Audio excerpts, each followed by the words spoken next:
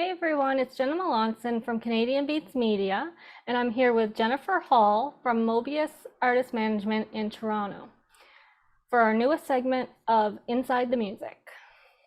Welcome, Jennifer. Hi, Jenna. Thanks so much for having me. So first off, how did you get into the role of publicist and management? It actually happened for me quite accidentally and organically. I was working as a project manager in telecom, and one of my close friends was putting out an EP. And he's such a brilliant and talented musician that I wanted to make sure that it got introduced to as many people as possible. So I didn't have money to go out to the Horseshoe one night, and I just made a project plan for him, and we just kind of went from there, and it grew from there. Awesome. Where did the name Mobius Artist Management come from? So the name Mobius Artist Management, as well as everything that it's grown into in terms of a name, as well as my logo came from my first artist, Marlon Chaplin, who was my close friend. And it seemed kind of like a perfect fit for me. He'd always wanted to do something with the name, and it was really important to me that since it was my only artist, that we kind of come up collaboratively with a name that would represent both of us together. So for those that don't know and what Mobius means to me, a Mobius strip is essentially like a continual single-sided loop that if you were to trace, essentially comes back to the start. And I think that that's really representative of the music industry. It's something that's orientless. So if you were to come back to the start, it's not necessarily in the same position. So in this industry, you're constantly needing to evolve and keep up with new technologies and new ways of reaching fans and audience and new ways of introducing and getting your art out to the world. And so that's why I feel that it's kind of a good fit for what we do. It's something that, as somebody who is a lifelong lover of music, that would line up for albums outside the store. Now I'm getting up at midnight and listening to those new releases as they come in. So it is something that's constantly evolving. When someone comes to you for publicity, what are the main things you think they should have prepared, and what should they be aware of? I think there's quite a few things that would fall into this category that artists may not think of. One is to allow yourself enough lead time. So you're going to want to leave, 5 or 6 weeks before the release of your song to be able to come up with all of the pieces that you're going to need for yourself and your publicist to be successful. Or if you're doing it on your own, even, you're going to need that time. So that allows you time to upload to your distributor and have that song go to the different DSPs and have a chance of having it listened to by curators. So if you wanted to get on a big Apple or Spotify list, like that's all done through your artist applications, and it does take some time to get to those resources. You're also going to want to have a unique photo set for each release or unique art that you can be able to attach some of the quotes that come in to and make it unique and branded to your release. Just so that publications and outlets aren't constantly recycling the same photos over and over. It's important just because when people do look at that piece of publicity, they may not recognize it as something that's new if it's using photos like from previous releases and things like that. You're going to want to be authentic with your publicist and with your audience, and make it as authentic as your music is. So what sets it apart beyond being a good song? So is there a story behind the song? Was there something interesting that happened to you during the recording of the song, the production of the song? What kind of story can you tell that's going to make this great piece of art that you have produced stand out in the pile of hundreds of submissions that have come in to that outlet and publication. I think another key thing is for yourself and your publicist to really understand what it is that your end goals are for this. So are you looking for a couple of key quotes that you can use in your electronic press kit? Are you looking for new audience that is going to engage with your social media? Are you looking for new fans to listen to your music on Spotify and Apple? Are you looking for people to purchase your music physically and to get people out to shows and get bums and seats? So it's really important to be clear with the expectations coming in to make sure that they're both realistic, as well as that your publicist knows which kind of outlets that they're going to reach out to achieve those goals for you. You not only focus on digital publicity, but also traditional forms. What can you tell us about that? So I do, like most publicists, focus a lot on digital media because that's kind of the age that we're living in, and that's how we consume a lot of content. But I do like to really vary that approach because audience is everywhere and potential audience is everywhere. And I find that the audiences of certain genres reside in more places than just in digital media as well. So I like to do TV and have artists, do new music segments on TV so that people can hear them play live, which I think is important, especially if you're a new artist that's starting out and people like talent buyers for festivals and things like that haven't seen you perform live. Performing live on TV can be one way of having something that's a recording that you can send out to support those applications. It also is introducing you to people who are just having coffee watching the news, who may not have been, seeking you out. Like all of a sudden, there you are. I like to also pitch specialty shows on terrestrial radio.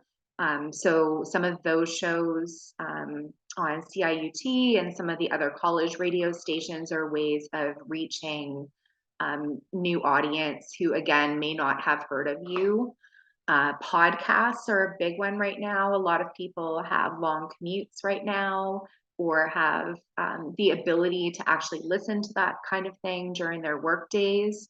And so that's something that helps resonate with people who aren't apt to just read an article. Also, there's some really interesting things being done in the YouTube space as well. Ed the Sock, our favorite personality from the 90s, is back with something called New Music Nation. And I've had, interviews and videos posted through that medium, and that's, taken a little bit of a break during COVID, but I think is ramping back up again. And it's something that's really unique. And I think that it resonates a lot and holds a lot of nostalgia with people who were genuine music lovers back in the day that had no outside distractions and are more likely to actually engage with that content because they're looking to get that world of non-distraction back. I think that's probably it. There's always new things though. Like your fans are everywhere. Your fans are on Pinterest. They're on Pals, which is the new form of Buns. A short anecdote to that is I actually started listening to Monowhale's music because I kept seeing Sally actually post on Buns getting outfits and things for their shows. So somebody can become interested in your music and in what you're doing through all kinds of different mediums. And I feel like it's important when you're starting out or even when you're established to get yourself everywhere, to give yourself the best chance of engaging with those people that you wouldn't normally have a chance to talk to. Yeah, for sure. Social media is so important in this day and age. How often do you think musicians should update their socials? And are there certain platforms that are more important, in your opinion? This is such a tough question. They're all important. So just building on a little bit of the last answer, I think that it's important for people to post regularly on all of them. And there are some platforms that artists gravitate towards, and they tend to ignore some of the others. And I wanted to talk a little bit about why I feel like they're all important, and the frequency. So I think that from what I'm noticing right now, Instagram seems to be the artist's choice. So this is where a lot of people are going, and they're posting regularly. They're interacting with people regularly. Most people seem to be doing stories, and more reels are becoming a little bit Hmm. uh, more prevalent and important, um, as people get more comfortable with using those technologies. But while we may not feel like it's exciting to be on Facebook and Twitter, there are people that are looking for that information for us and about us on those platforms. So people like managers who are booking tours in different cities are looking on Facebook, they're looking on Instagram, they're looking on Twitter to see how active you are, to see where you are, to find your music and see whether it's a good fit with their artist.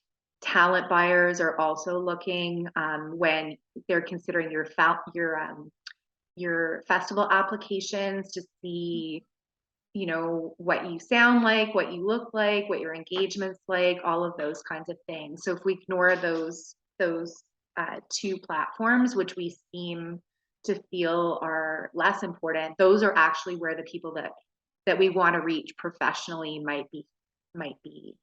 Also, if you're a rock musician in particular, and rock and alternative is one of the genres that I specialize in, I find that a lot of the people that are going to gravitate towards your music are actually using Facebook quite a lot. So I think it's an important one that we shouldn't forget about. Hmm. And TikTok obviously is a big one. It's an emerging one, and it's growing faster and faster by the day. So I do recommend that everybody be on there as well. And I find that it's not just for kids anymore, and people aren't just using it to do little dances and things like that. There are people genuinely seeking out to discover new music that way. And there's influencers that can use your music in their videos and things like that. So I think it's an important one to be on. With respect to frequency, I'd say that Facebook's a more static platform, so I'd probably only post once per day. Instagram story and Twitter, you can post several times a day because it's showing up in somebody's feed. So you're essentially trying to catch them in the moment. And if they're not online at that moment, it's good to have a second a second chance to introduce that content to them, unless they're going directly to your profile and doing a catch up. Instagram itself, I think that people should, one important thing is to not just focus on story, but also to make sure that you're posting to your actual posts, because people, if they don't see your stories, they may not know that you're as active as you are on Instagram. So I think that that's a good way of having something that's more static for people who are scrolling through your entire feed, looking for those things like performances and press and like all of those different types of things. What else makes Mobius artist management and PR stand out from the crowd? That's a tough question. I would say that if I was to think of three kind of words and phrases that would describe me, I would say that I'm fearless, I'm authentic, and I'm politely relentless. So when I started out doing this with no formal training, you didn't know what you didn't know. So in my mind, people were going to hear about my artist someday. So why not today? And a lot of the opportunities that I got for my artists were just in taking that chance. You can't get if you don't ask. And a lot of the TV placements that I got were just through doing that, through looking up who I contact, through, just speaking passionately and authentically about my artist and how much I really wanted their audiences to be able to see what I was hearing and seeing. Mhm. So I think that I only work songs that I really, really, really love. And that helps me build relationships with the outlets that I'm trying to pitch to. I want to genuinely turn those media outlets into fans of my artists so that they champion not only this release but their future music as well. So Mhm.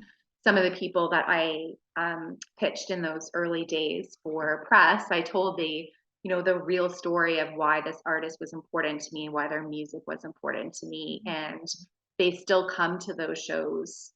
They still come to the shows live today to see those artists and became genuine fans. And I think that that is the greatest reward in all of this. It's why we do this. It's why we bleed for this. Okay, is there anything else you'd like to add for someone who's looking into hiring a publicist? I would say to do your homework.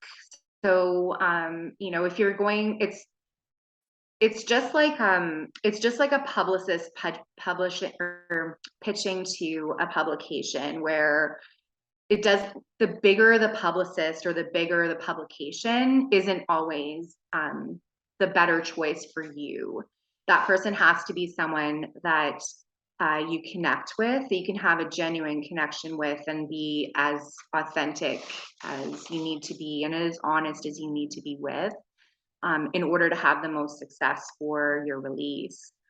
When that publicist is going out, for example, I know for myself, when I get smaller placements or what people might view as smaller placements, those are often the ones that actually give us the best quotes and the best, like, I don't mean the best as in like more positive, although they generally are.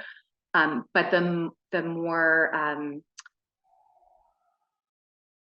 the like the more in-depth content. So instead of just putting us on a blog playlist, for example, or on a Spotify playlist, which may or may not get listens, like people are actually listening to the music and giving an organic response to the song instead of just, printing my press release or something like that. So I would say that when you're looking at a publicist, look for somebody that's going to tell your story instead of just creating the press release, but is going to find a way to actually get people to listen to your music and get them to share it and share enthusiastically with their audiences. Great. Okay. Well, thank you for joining me today. I look forward to working with you much more. Thank you. I always enjoy working with you, Jenna.